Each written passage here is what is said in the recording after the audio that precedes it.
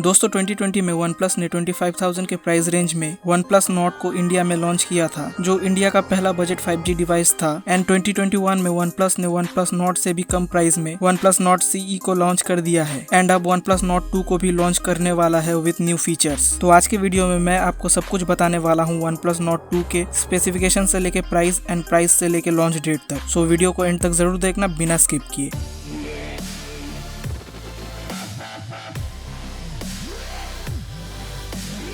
सबसे पहले आपको बता दूं दोस्तों, इस फोन का डिजाइन OnePlus 9 सीरीज जैसा होगा। 6.4 इंच का एक FHD plus super AMOLED display मिलेगा with 90 hertz fast refresh rate and HDR10 का भी सपोर्ट रहेगा। ग्लास प्रोटेक्शन गोरिल्ला ग्लास 5 का दिखने वाला है। प्रोसेसर की बात करें तो ये MediaTek का Dimensity 1200 पे आने वाला है, which is a 6nm based processor and supports 5G। तो दोस्तों प्रोसेसर काफी पावरफुल है और इसका परफॉर्मेंस Snapdragon 870 प्रोसेसर के जैसा ही है। ये फोन दो वेरिएंट्स में आएगा, 8GB 128GB and 12GB 256GB।